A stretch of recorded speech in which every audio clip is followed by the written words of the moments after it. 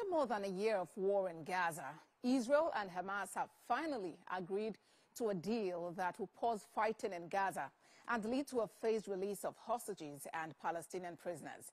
The ceasefire is expected to stop the war and see an exchange of hostages and prisoners. In the first stage of the deal, about 30 hostages, mostly civilians, would be exchanged for Palestinian prisoners.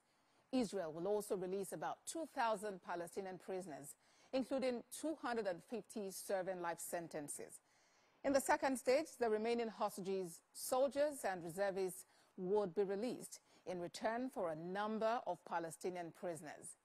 Israel will allow injured people in Gaza to travel to receive medical treatment. Israel is also expected to open the Rafah crossing with Egypt 7 days after the start of the first stage. Well, let's now get more reaction to this. Joining us is a global affairs analyst, Bola Adediran. He joins us live from London. Good to have you join us on TVC News at 7. What is the import of the ceasefire deal? It's a great deal for everyone. It's a remarkable achievement. I'm so excited for the ordinary Palestinians who, as you mentioned, for the last 15 months, have had to endure a miserable time. And it sees the return of hostages.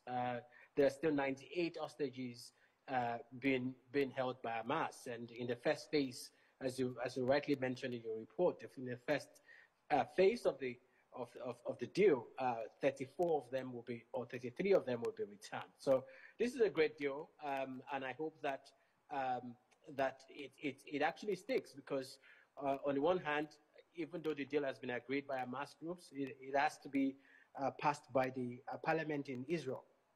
And they will be having a vote tomorrow morning about that. There are indications that there are majority members of the Israeli parliament willing to back this deal. So there is no reason to believe that it will not be passed. But as I said, this is a great moment for Palestinians and Israelis alike. And could it be a signal of more peace deals to actually end the lingering war? Well, there are slightly concerning parts of this deal, because there are different phases of the deal. In the first phase, as you mentioned, Palestinian prisoners held in Israeli prisons will be returned, more than 2,000 of them, for 33 Israeli hostages. But the second part of the second phase of the deal would not be negotiated until 16 days from now. So when the deal starts, whatever it starts, the second phase, which are key components of it in terms of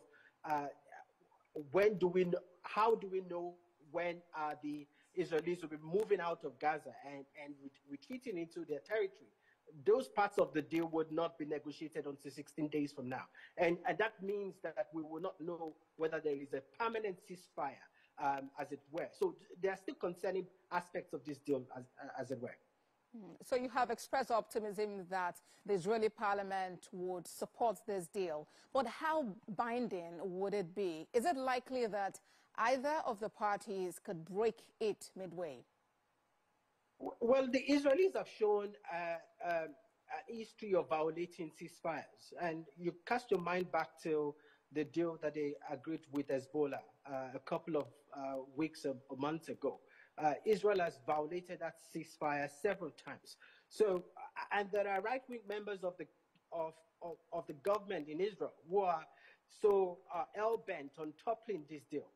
And so this aspect of the ceasefire, which, as I mentioned, will not be negotiated until 16 days from now, gives concerns and gives room for possibilities that a permanent ceasefire would not be agreed. Don't forget that there are many people within Israel who want to see hostages come home, but who want to continue to fight with Hamas, who want to continue to pummel Hamas with bombs. So my worry is that, yes, there would be the first part of this deal implemented, and some hostages will be released, but the second critical part or the second phase of the deal will not be implemented, because some members of the cabinet may want to topple it. That is my concern. All right, so let's just see how it pans out in the days and weeks to come. Global Affairs analyst Bola Adeniran, thank you very much for talking to us on TVC News at 7. Thank you for having me.